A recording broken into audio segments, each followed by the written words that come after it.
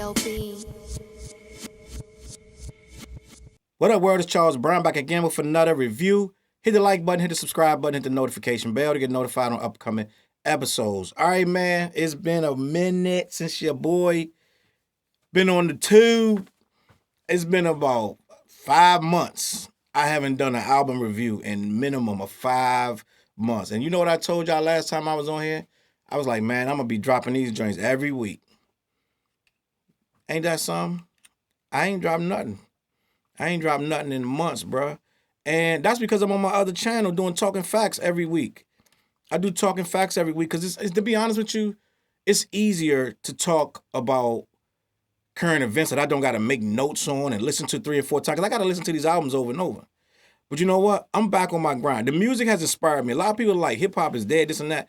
I haven't been this inspired in a long time with this hip-hop music, to be honest with you. And I'm not even going to say a long time. The past couple of years have been great. And a few albums came and went that I really wanted to do a review on. I just didn't have the time, right? But I got time today. I got time today because your boys, Crooked I, Royce da 5'9", Joe Budden, Joell Ortiz, formerly known as Slaughterhouse, have split up and divided. And there are many, many, many people that have many things to say about this. And many people that got many different opinions on why this happened. And I'm going to really do my best to not talk on and on and on about this today. I'm going to try to keep it about the album, but there's so much backstory you got to address that you can't just ignore what's going on. Royce da 5'9" and Joe Budden learned about the album when all of us did. Online, that Joell Ortiz and Crooked I not only did a song, right? They were going to release a full album called The Rise and Fall of Slaughterhouse by Kxng Crooked and Joell Ortiz. I heard that album today amongst, I want to say about a week and a half, 2 weeks of bitter back and forth. I've seen best friends become strangers. I've heard 4 different sides of this story, and I have my own spin on the story because I was there in the beginning when it first started. Myself, I saw some of the things because I did, like I always say, I did a 3-city tour with the group when they were just becoming a real group and about to sign a Shady before they signed a Shady. I don't want to do too much talking about that. I've talked about that on several other videos, right?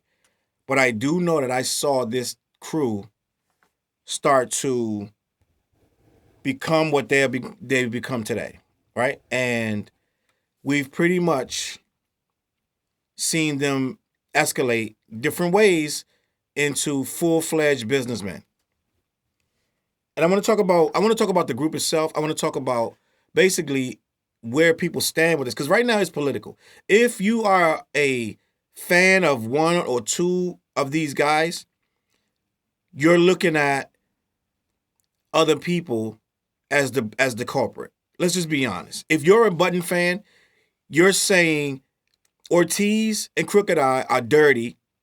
They're doing this for a quote-unquote bag, right? It's a nasty breakup, and they only own 1/4 each of a brand that was built by 4 people, and they just ruined their legacy. It's same as if you're a Royce fan. You're going to be like, they burnt the whole thing down. They ruined it. They should have just talked to us. They should have just waited. They should have just, let us know what they were going to do so we can make an informed decision, yada, yada, yada, yada, right?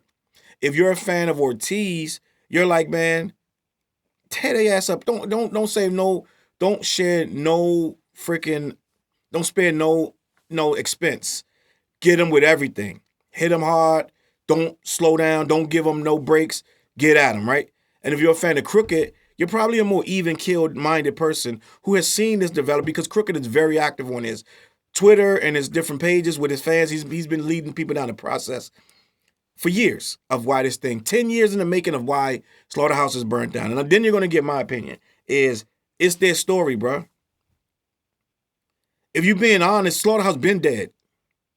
And if I'm putting myself in the shoes of Joel, right? I mean, not Joel, Crooked, who I find to be the realest of all 4. I'm just keeping it a buck. And your definition of real don't probably don't relate to my definition as real. My definition of real means you can be even killed, right? You can say really something, even if it's painful. You can say it and be honest, which I don't think Royce is doing right now. And I don't think Joe Budden never is going to do. And I don't think, even to a degree, I think Joel is so emotionally hurt, it's hard for him to be objective. So I think that right now, the realest one who's being, he could say, yes, I was hurt about this, but that happened, right? Not in a facetious way where I think Royce, when he's like, it hurt me, I don't think it really hurt him because I don't think he really cared. I think Royce has made his alliances and they lie with Budden, right? So if Budden don't care, he don't care. I think the only reason Royce is even feeding into this on live and everything, because the algorithm is saying that this is the hottest topic online. I think if this topic, if no one cared, you wouldn't hear Royce talking about it. I'm just going to be a buck. I think Royce has jumped into this conversation because it is the thing to talk about right now. I don't think he's all that hurt. I really just don't think Royce is all that hurt. I don't think, if you're following this thing, supposedly this album was supposed to be a diss album to Ortiz, to Budden and Royce. It's not the case. It's not. I listened to every single song on here more than once, and it's not the case. This is not a diss album. Now, yeah, the only line I could say that you could, if you're a Joe Budden and you're looking for a diss, you could turn half of the stuff into diss. It's not none of it's diss, because when you diss a person, you're saying it to actively destroy their character. That's the literal definition of a diss. You're trying to destroy someone's character, right? I didn't find anything on here to destroy. All he said was Budden didn't drink, but he got busy on those prescription pills. That is common knowledge. That any half decent Joe Budden fan knows that Joe Budden has a problem with prescription drugs. So I don't know in what world that would be a diss, right? They talked about how they didn't get calls back on this project. They talked about how they brought up different deals, and Budden and Royce kind of like played along, like, just kind of lingering and stringing them along, and they just decided to burn it down. Now, I watched I've been watching several interviews. I watched the one that really sold it for me. Right? I watched Royce and Joe Budden.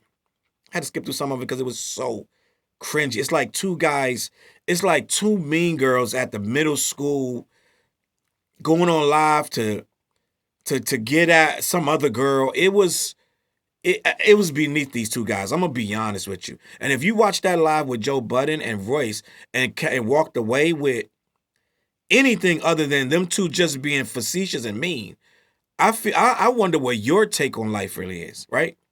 Because grown men don't do this. Not about people who they supposedly love. And they don't say, oh, I wish them no ill will. I wish them nothing but the best. When you just spend an hour talking about they're liars. Right? You just spend an hour talking about everything they're saying is lying, and they're only doing everything for the bag, and they're burning down a brand that they have only 1/4 control over. But you wish them the best? Why would you wish these people the best when you're clearly saying that they're not worth even paying attention to? They're liars. Right? You're calling them out liars, and you're basically, you're laughing, you're like dismissive, right? You said "suck my D" to the whole album. You told Ortiz "suck my D" to the whole album. He had to eat that. He really was upset. And some of this, I wonder if some of this he wrote after that call, because I think he did. I thought the thing was finished, but some of the stuff he said, like when he said on that last call, he said on that last phone call, it said it all. So I'm like, was that the call? Or was it a call before that live where they told him that, right? I do a whole nother video on my other channel on Talking Facts where I go extensively into the fall of Slaughterhouse, and I'm not going to do that right now, right?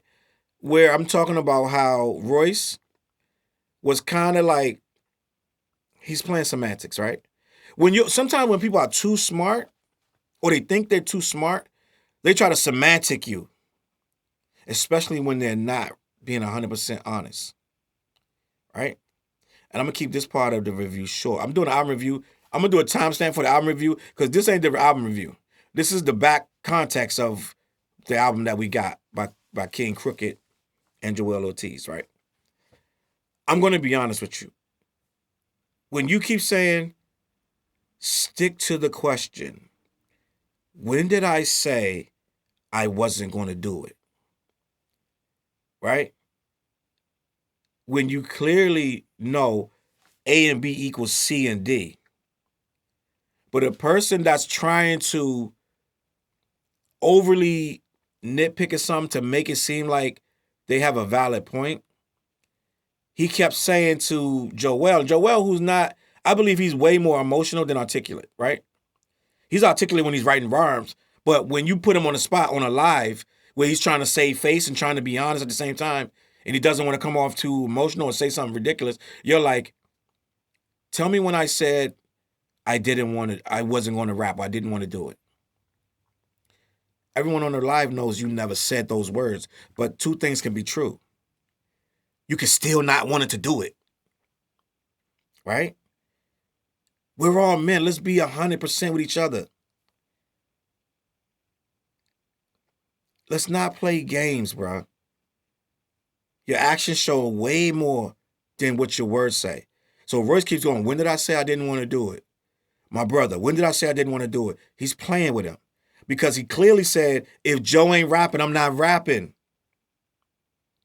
But he's going to play these semantics with Joel, and Joel don't know enough to be like, to say it, well, no, you never said that. That's a fact. You never said that.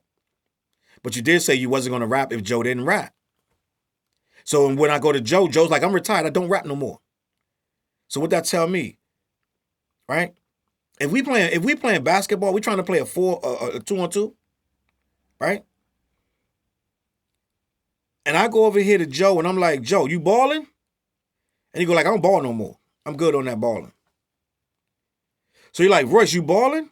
And Royce goes, well, if Joe don't ball, I'm not going to ball either. Then I'm just going to go hoop by myself. What else I need to hear? But Royce trying to play these games. When did I say I wasn't going to? You see what I'm saying? It's goofy. And I lost a little bit of respect for Royce on this one. And I'm not saying Crooked and Ortiz are not at fault in a way. All of them are at fault. This album exists because all of them are at fault in different ways, right? But I quantify realness by being true to your word and not trying to play games with people, right? Royce has taken zero responsibility. Zero. There's no way a 4-man group could break up without everyone having some part of that. There's no way. Royce has taken zero responsibility in this situation. If you sit back and watch Royce got the smuggest look, the most undetached demeanor. This means nothing to him but fodder. It means nothing to him. Crooked has when you wash your hands or something, you don't care what nobody think. So yes, it's an ill-advised move to record this album without the other two. It's not a Slaughterhouse album without the other two. It's just a fact. And for Crooked I to get a deal saying with the other two is this, but if you want to just do two of them, we could pay you that, and you take the deal.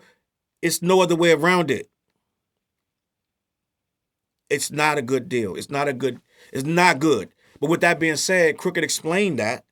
Again, I'm going to repeat that for the people who are going to go in my comments. Crooked explained that he writes about his personal life and all his music. And to be fair, for all the people that's really talking, this album not called Slaughterhouse. It doesn't, nowhere on it does it say this is by Slaughterhouse. Go look at it. It says Kxng Crooked and Joell Ortiz. This is their album. At the end of the day, it's really no reason to be talking about this. If we're being technically honest, right? Now I'm going to give you an analogy. It ain't really going to make no sense, but it kind of does. KRS-One made an album called The Blueprint, right? Jay-Z came years later and made an album called The Blueprint. Now, Nas dissed Jay for calling his album The Blueprint. Right? But at the end of the day, the album wasn't called KRS-One Blueprint. It was called Jay-Z Blueprint. Right? It had nothing to do with KRS-One. It had nothing to do with The Blueprint. Now, you're going to say, what the hell are you talking about? It means nothing. But what I'm saying is, an album is just an album title, bro. They called this album The Rise and Fall of Slaughterhouse. They didn't say by Slaughterhouse. So we're not fighting over a name right now. We're not fighting over a name right now.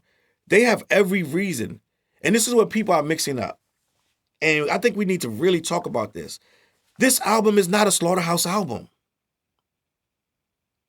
And I think Crooked and Ortiz need the buzz from this. Right? But they could shut this down. They could have shut this down last week. But they don't need to shut it down because they need the buzz for this. But let's please understand.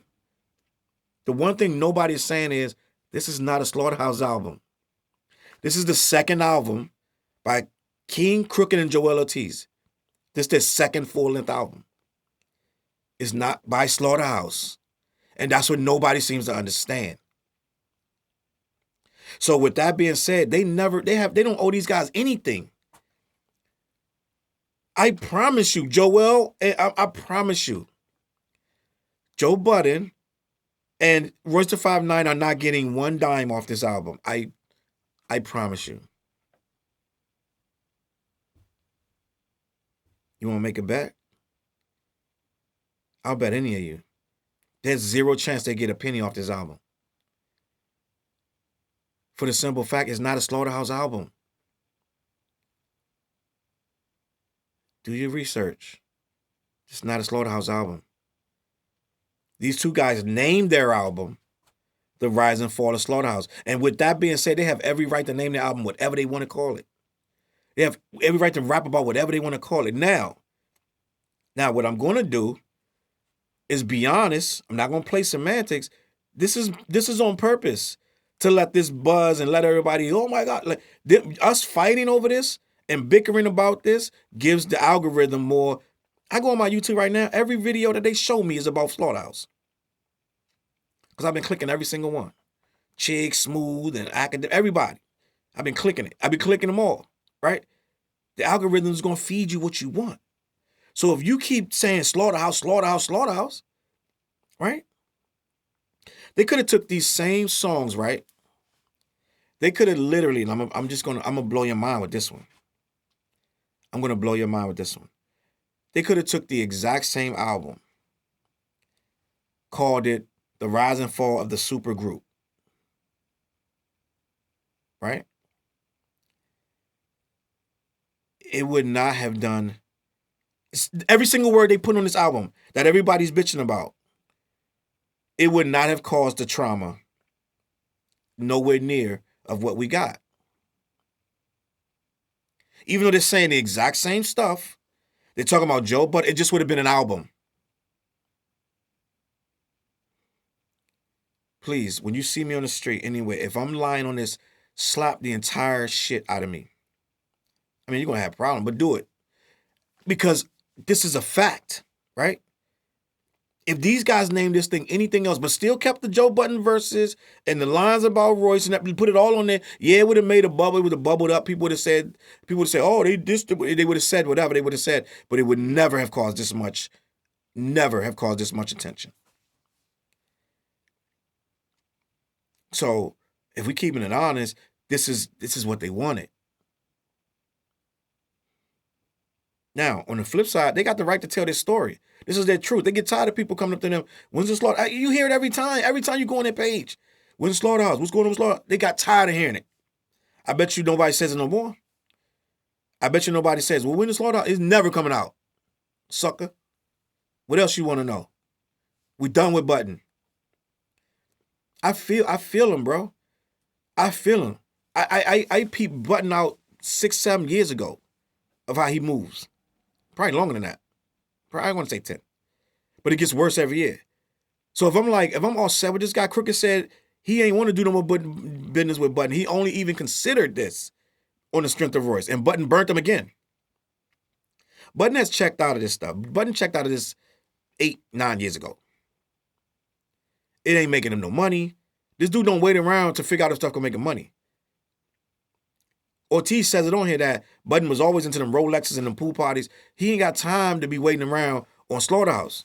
And that's why it's so funny that these two dudes are acting so appalled and you ruined the brand. What brand? Y'all never was going to rap on it. It's all fake. Because the simple fact that Royce is on here every day with this whole holier than thou act that he just got burnt out of a brand. You were never going to rap without Joe, and Joe wasn't never going to rap. Joe was retired. You know what retired means? He don't rap no more. So my whole problem with this whole thing is it's all a gimmick on all four sides for different reasons. Yes, Joell Ortiz, he wears his emotions on his sleeve, right?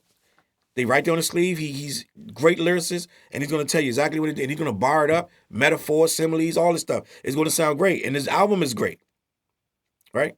This is a great album, regardless of where your political alliances are a lie. Right? This album is great. I'm going to leave it at that. This album is dope, but I'm going to go song for song. I'm going to break it down the best I can, right? But if we're being honest, all four of these guys are at fault. And that's just being a buck. Now, there are levels to the fault. It seems like Button is the reason that the whole Eminem thing fell apart in the first place. And it just made it worse, right? It seems that Royce is a fault because Royce seems very in the middle, blah, blah. Like, bro, I'm not even making no stance on this one way or the other. If Joe don't do it, then I'm just not going to roll with it, right? Which to me is lame. Don't put it on Joe. Right? He may be like Slaughterhouse without Joe. And he was saying he's going to make Joe rap. You really? Did he rap yet? Did he rap? Is there a new Joe Budden verse I heard of? I haven't heard of? Because Royce been saying for years, don't worry about it. I'm going to make Joe rap. He going to get on the Slaughterhouse. Well, I'm curious. Is there a hidden verse that Royce made him rap about? Right? Because simple fact, from us on the outside, it looked dead. It looked completely dead. So I can't blame these two. They're not saying, and this is the thing that people don't understand. They're not saying we just rebirthed Slaughterhouse. We're going to do it for years. They're saying, no, we're going to kick this out about what we saw, how we feel, our personal opinion of what went down, how we feel burnt, and we're going to flame it up and we leave the Slaughterhouse where it is. You can get mad at it, hate it, or whatever you want to do at the end of that. That's what it is, but we ain't going to talk about it no more. Right?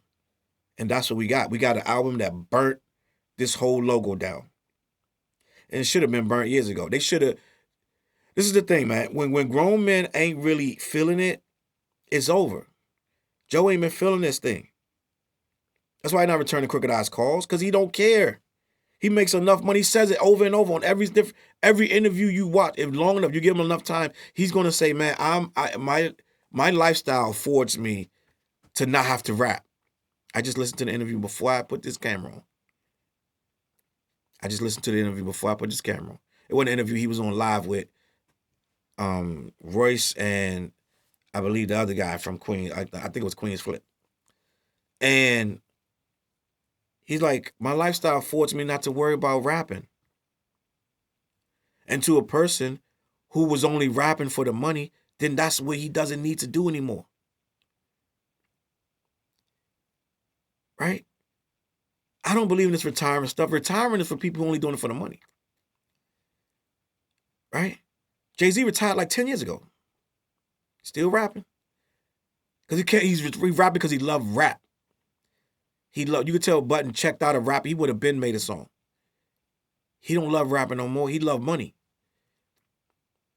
So this is where we are. There was never going to be another Slaughterhouse record. There was never going to be nothing. So these guys burnt it up, flamed it up. It been over. Light it up, burn it up, flame on. If you a real, let me put it like this. If you a real hip hop head, you can't be mad at this. I wish quite a few other of our heroes would have put the flame to some stuff and let it go, right? Because we still wondering with this and that and the third. These guys put it out there like this is what it is from our angle. And if Royce and this guy disagree, then rap about it. We don't want to see no tweet, no dismissive, condescending Instagram posts. We rappers. And I agree. I don't want to see no posts, no long-winded posts or no long-winded freaking 15-minute live of Royce walking around his freaking compound talking about whatever he's talking about. I don't care. I'm not watching that. Because it's not conducive to what we want to do. Right? End of the day, these guys have amassed a massive fan base that wanted answers. And it was never going to stop. Royce admitted, they just cornered Royce, right? Because Royce tried to he outsmarted us. Royce is too smart for his own good. He's too smart for his own good. He tried to say last week that he never said Slaughterhouse was over. That he never, ever publicly said he was done with Slaughterhouse and that these two guys just ruined it. But you know what the internet is going to do? Somebody was like, oh, wait a minute. Went back to a post from, I think it was 2017, where he quote, Slaughterhouse is over, it's done. Slaughterhouse is over, it's done. They have the screenshot. And you know what he responded to that? Nothing. A whole bunch of nonsense about nothing. Because the simple fact of the matter is, we all knew it was over. They've been stringing these dudes along. Crooked, I said he would go to studios and they would all not be there. He said the last time when they did this album right here, they went to the studio. Joe was supposed to go and Royce was supposed to go. He said he got there and he was like, where y'all at? And I believe it was I think it was Royce that said, Joe said last minute he wasn't going, so I should have called you. I should have let you know that Joe said he wasn't going last minute. That's sucker stuff. I hate sucker stuff, boy. I hate it. I hate it. It's sucker stuff to keep playing with this man. He's flying from Cali. You know he's flying from Cali. That means you don't respect him. That means you don't respect him. They were supposed to meet in Detroit, right? This is according to Crooked, and I believe it. They're supposed to meet in Detroit and start some work on the new Slaughterhouse album. Joe Budden decided he had other stuff to do, which is probably either a strip club or having some chicks at his crib drinking Cavassier or whatever they drink, right?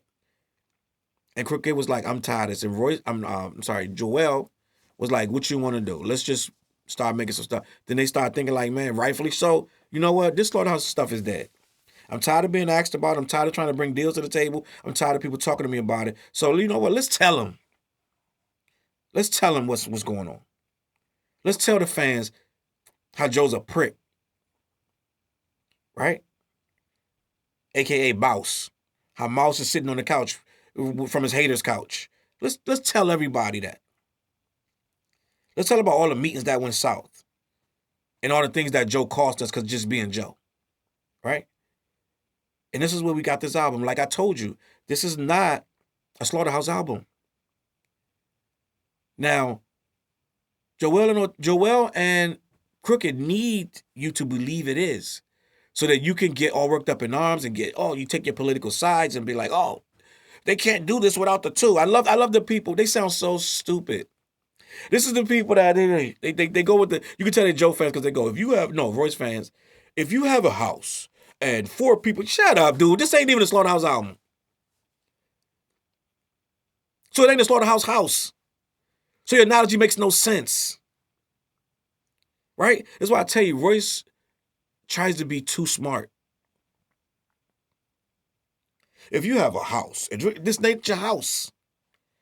These two dudes were rapping before they even met you. They rapping after they met you. It ain't your house. This is their second album together. It's not a Slaughterhouse album. I wish it was me in the middle of this because I would have been checked these guys. But they're not saying the right things because they really can't. You understand what I'm telling you? They have to frame this as a Slaughterhouse release so that it gets all the anger and the freaking frustration. But at the end of the day, you search Slaughterhouse. I was searching for this thing under Slaughterhouse. It does not come up under there. You think I'm lying? Go do it. Go on your iTunes. Go on your Amazon. go on your Deezer, go on your Napster, whatever you get your music from, Spotify, and search Slaughterhouse. When the little group come up, click it. Click it. Not one of these songs is in there. Not even one. Because it's not a Slaughterhouse album. So all of you people talking that, well, if you have a house and 4 guys built the house together and then one of the guys tries, you sound ridiculous. Right? If you knew how stupid you sound, you would never put anything else online again. It's not a Slaughterhouse record, buddy. I hate to break it to you because it sounds so good to just chime in with your Joe Budden accent, right? It sounds cool. It's not a Slaughterhouse record. And with that being said, I'm about to review the non-Slaughterhouse record because at some point we got to talk about the music, right? I'm going to get this out the way. This album is dope. There's not one whack song on this album. If you're a hater, if you're a Joe Budden fan that goes around listening to podcasts all day with your pants rolled up, then you think this is awesome. I mean, you think it's whack, right? Not awesome, whack. Because they're coming at your boy. If you this pseudo, like, black revolutionary from the hill, your House of the Hills, then you're a Royce fan and you think this is whack. Royce goes, I think this album is sad. Well, it's called pain music. You think this is sad? Go listen to some mood music. All right? This pain music because this is their pain. Sometimes your friends cause you pain. Sometimes people you do business with cause you pain. And people put pain on paper. Budden goes, hurt people, hurt people. Yeah, and you hurt a lot of people. So what's your excuse? Right? So what I want to say right now is the Rise and Fall of Slaughterhouse is exactly what I needed to hear. Because it puts everything in perspective. Because from the two people who was going to keep it real. Right? You would never have gotten this response from Budden in any kind of way. Because he's the main culprit of the BS. So, of course, he's never going to give you a full account, a real account of what really happened because he's the damn villain in the story. So his account going to be off. It's going to be filled with a bunch of garbage. This is the man that tried to say he never was signed to Amalgam Digital up in Boston. You clearly was on it because your music used to be on that page. You used to do shows with that moniker. Now you're going to try to say they forged your signature. They forged your signature. I used to see your music on that damn site. Before you went on Love and Hip Hop, your music was on there. But you try to say they forged your signature. They had a signature professional prove that Budden signed to that label. So that's what held up their shady deal. Right? And they've been waiting on Budden ever since. So my whole thing is the music you got right now is the only two people who could have given it to you like this. You got your bars, you got your retrospective stuff, you got everything you need to call it a complete album. Right? This is a strong album, a very strong album. When I first heard it come on, I like the intro. I love what they did. They took bits and pieces of a whole moment. Over 10 years, bro. The past 5-6 years don't matter because they weren't doing anything. But the stuff before that was legendary. But you could see this thing was going to fall apart at some point. I didn't want to believe it, but it is. I just was like, how is it going to look? Like when I used to say, I wonder how it's going to look when Brady leaves the Patriots. I used to say that years ago. Like, how's it going to look? Brady been there forever. He won them all the championship. Is it going to be ugly? Is it going to be messy when he leaves? Nah, they would never do. Yes, horrible mess. Disaster. He ends up with another team, wins another Super Bowl without him. And they go flippity-floop. Upside down. Right? So this is that, where you didn't expect it to ever be a tragedy, and it's become a disaster, a laughable joke. And we have this Rise and Fall of Slaughterhouse. I love that they broke this down. We needed this closure. So right here's what I'm going to begin to review. Rise and Fall of Slaughterhouse, which is definitely not a Slaughterhouse album. So you comparing it to other works of Slaughterhouse, you're an idiot. Because this is by Kxng Crooked and Joell Ortiz, which I believe they only have one album prior to this. So you can compare this to that. How about that? Because it's not a Slaughterhouse album. It doesn't say it is. Track 1, the birth intro. They got Sway on the intro. They got Talib interviewing one of the guys that's involved with this situation. I really don't. I'm gonna be honest. I don't know this guy's name. I don't know who's talking. I'm sure somebody in the comment could tell me who the guy is talking to Talib about how they came across the name, how they were on a phone call and they were naming the artist on the record. He's like, "Oh, this record is a slaughterhouse." Like, "Oh, you should. That's what you should call the record." And that's where we got this title from, right? Dope intro. It's perfect soundbite. Literally the perfect soundbite to set the mood of this album. And to be honest with you, this album is not all about Joe and Royce, right? Let's be clear. It's not all about them. It's songs on here that have nothing to do. It's just music. Now, they do talk about them because that's Rise and Fall of Slaughterhouse. So first, track 1, it's just an intro, like 17 seconds or whatever it is. I don't know how long it is. But it sets the mood. I like it. Track 2, Vacancy, featuring Black Soul. Has organs and keys that set like a church mood, a church tone, a slow tempo. Ortiz basically goes off, and this is where he really starts launching it. This is really one of the most closest you can say is a diss track to Joe. It ain't even a diss track, because he could have really dissed him. But he basically was like, you're sitting on your hater couch, Mouse is on his hater couch doing his podcast, and just being him. And he congratulates pretty much Royce for getting us flowers for the Algorithm album. No, it's not Algorithm. I'm bugging. But he gives him his props for that album. And he's basically just saying that he's talking about it's not him. And, I mean, we're not really, that's not him. But he just talks about Joe Budden's comments against him and Joe Budden's comments against Paul. And he addresses, just he touches on a few things that's not too flattering. The hook is haunting. I like the feel of it. It's just it draws you in. It's telling you that this is going to be melancholy and dark. Hold your hats, because we're going to be talking about some stuff that ain't all rappity rap and bardy bar, right?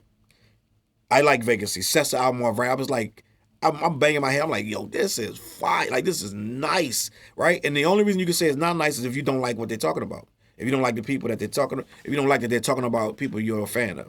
But other than that, on some real hip-hop, this is a dope track. Next track, track 3. Ain't Nobody Mad. A slow, staggered kick and snare, old school soulful repetitive keys. They're explaining why they're not mad, because they got businesses, they got things going on. They're making money. It's not about money. Everything's about money. I don't want people to try to paint the narrative that it's not about money. This album ain't free, right? So let's not make it about, let's say you're not doing it because you're hurting, but you definitely want your money, right? And it's very old school. This whole album has 90s feel, and I like it. But they still know when to get futuristic and get turned up. So I like this. I like this song. They're pretty much telling you, man, we ain't out here just the picture they're trying to paint like we're hurting and they're rich. No, we got money too. We got businesses and things like that going on. So track 3, there's not a whack track yet. Let me keep it moving. Track 4, Backstage. Right? It's a 70s sample, recounting happy moments in the past. They're just breaking down how they felt backstage and how it was so cool to be a part of this thing as they watched it grow. This is the build-up of the rise of Slaughterhouse. This is where we get that part. He mentions that Joe doesn't drink. He's just off prescription pills, and he still had a great time. He wasn't saying nothing bad or good or indifferent. He just mentioned something that was real. And it basically sounded like they're saying, when we weren't Slaughterhouse on tour, we weren't friends. We just went back to our respective corners. We would text on holidays. It wasn't what we thought it was. We thought it was this big, giant, happy-go-lucky family, and it wasn't that. It was just, hey, buddy, how you doing on, here and there, and they moved on with their respective things, which is why this was destined to fail, because it was never a friendship. It was a business arrangement that Joe didn't need no more, right? So they're talking about pretty much how it built, how it became what it was, and, just the beginnings of the group. Next song, Floodwaters, featuring Sly Paper. It's either Sly Paper. I think it's Sly Piper. I'm bugging. Sly Piper. right? Echoey chorus, stutter popping snare, a stuttery popping snare, very melancholy song. I like the chorus. I like how they kind of transition and start to get into more murky things when it comes to what we thought was this glossy, battle ready group that was always ready to bar. It started being the behind the scenes. It wasn't nothing about nobody having problems writing. It was the behind the scenes stuff that was the issue. And that's where we at right now with Floodwaters. Where there's nothing whack. That's the fifth track on here. Halfway through, not one whack song yet. I think it's sounding pretty good to me, as a matter of fact. Again, if the only thing you could say about this was the politics of it is what's going to make you not like it. Other than that, this is a good song, a good album. Next song, Fuck Glass House. Ortiz and Crooked destroy Glass House, just reminiscing over just pretty much something that they were trying to create that never formalized, and it was at the peak of the downfall is where we end up with this Glass House. So pretty much Crooked is like, I'm just gonna break this thing. I'm gonna break the glass. I'm gonna smash it and put it away. And from that point, we're gonna just be done with it and don't ask me about it no more. Next song, Brothers Keeper, right? You have a children's choir under a heavy bass beat, just a bar rap, just straight hip hop. Just you remember us, we do the bars. This is what we do. Yeah, there ain't no button here, there ain't no voice, but we still go hard in here. And I enjoyed all these songs up here. That's 7 songs in out of 13. And I can't say nothing I'm going to skip, right? And a lot of people are going to question the replay value of this album. I'm going to replay it not to hear the disses, but I'm catching stuff in it that I didn't catch the first time. And not only that, some of this stuff is really real talk. It's not about Slaughterhouse. I can relate to this. It's real grown-up stuff. It's not about, because I don't know Joe Budden and Royce, but I can relate to a lot of this stuff where they're talking about just relating to people in business and friendship and just being a man and trying to raise your kids. This is a lot deeper than just being in Slaughterhouse for a couple years, right? So I will replay this album. Next song, Almighty. To me, it sounds like a Chinese kung fu flick, cinematic feel. Another one about just replaying what the issues were, but they also dropping bars. You know how these albums, braggadocious lyrics, and just what we expect from Joel and Crooked. And some of these are some of the best lyrics of the year, right? Right now, I'll be honest with you, my favorite hip hop song of the entire year, right, is Benny and my guy J. Cole. The Cadillac, oh my God, that song, I can play that every day. That's the best song of the year. But as far as lyrics, these two guys are bombing, bro. Well thought out, well patterned. Some of these, they insinuate some of these guys in that group may have learned some of their cadences and their patterns from them. So, I don't know. You have to be a better judge than me. Next song, Smoke. Hard, flat snare and kick. Mellow tempo. Airy keys. Braggadocious rhymes. Just bass driven. It's a dope track. Another dope track. Smoke was one of the ones that I thought separated the sound of from the other stuff. It was one of the ones that didn't feel like it was too caught up in trying to be what everything else on the album was, right? A little different, but I liked it. Next song, Coasting, featuring Trax Sanders.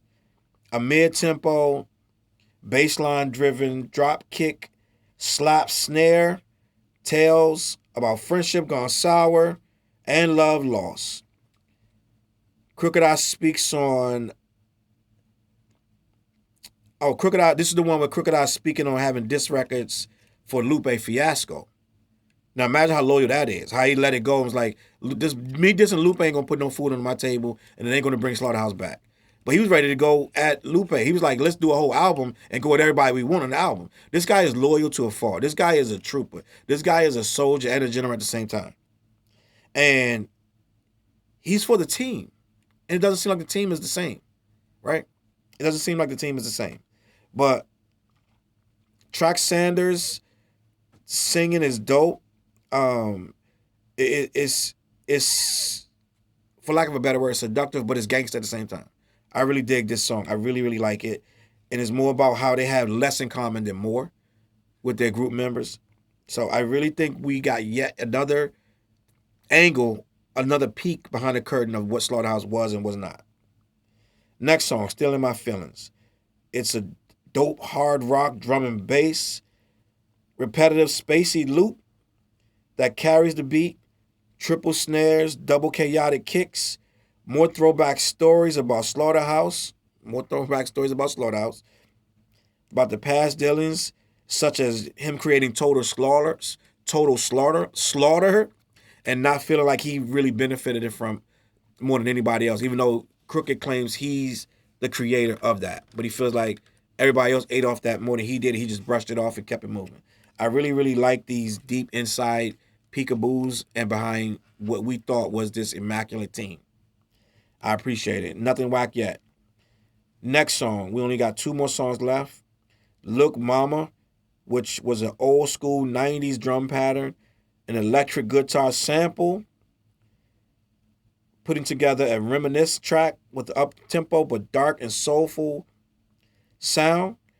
They speak on childhood scenes, melded into their teens and adulthood. It's pretty much a love letter to their mamas, just retrospective. This is the line where he says, colored money with the staples, which is food stamps. For those that don't know, they don't know what colored money with staples in it. That's food stamps. It's just stuff talking about, even though he didn't have much, he had his mama, and his mama made a way. And this is just an old love. This is an ode to the mamas, love letter to the mamas. It ain't dissing nobody. It's just real hip hop. Last but not least, the last song out of 13 tracks is called Sorry. It's a mid 80s sample, heavy 808 driven. If it's a sample, they could have replayed something. They could have played this Falling Off. But it sounds like a mid 80s sample, heavy 808 driven beat with loud 80s electric snare, just loud. My final thoughts, and it's their final thoughts on the whole team, the situation, an apologetic recap of why Slaughterhouse did not in the end succeed. They're speaking to the fans, and they dropped several incidents which could have been handled better. More things where management and artists did not link up and did not see eye to eye. We got more of that, and I feel like all of it was warranted. I don't think it was repetitive. I think you needed to drill it in people's head that this wasn't just us. It ain't us being petty. This was and a lot of people not addressing how much stuff. Well, the album just came out, so I can't say they're not addressing it. But these guys said a lot. They said a lot of problems, and no one wants to talk about that. A lot of people are standing in their trenches about, well, they built it together, so they should have just had a phone call behind the scenes and just worked it out. Like, it's like robots talking points that they not really processing what they're saying. You can't keep talking to somebody who's not talking back, right? And you can't keep going in circles waiting on a man who clearly not coming. At some point, you're going to roll and do it and tell the world, listen, I'm done with this. And before you keep asking me, this is why. I applaud these men for this album. This is not a Slaughterhouse album because it never was meant to be. It was meant to be, we're going to burn Slaughterhouse down, shut it down, and tell everybody what happened and keep it moving. I give this album A, right? And you know how I do. I do A plus, A plus plus, A plus plus. I'm giving it a solid A, right? A solid A. I'm not saying it's a classic or nothing crazy like that. It's too deep rooted in just the topic at hand, right?